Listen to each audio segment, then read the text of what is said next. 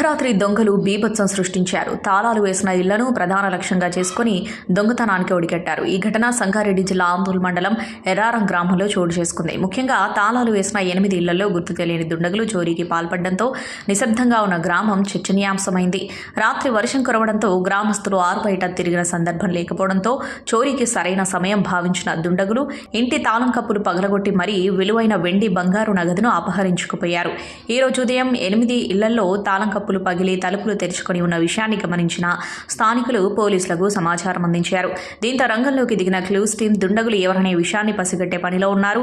బోయిని పెంటయ్య, బట్ల అంజయ్య ఇంట్లో బంగారం, చాకలి పెంటమ్మ ఇంట్లో వెండి, శివచందర్ ఇంట్లో నగదును దోచుకెళ్లారు. ఇంతేకాకుండా మరికొంతమంది ఇళ్లలో చోరీ జరిగినట్టు తెలుస్తోంది. మొత్తంగా గ్రామంలోని 8 ఇళ్లలో భారీగా చోరీ జరిగినట్టు బాధితులు ఆరోపిస్తున్నారు.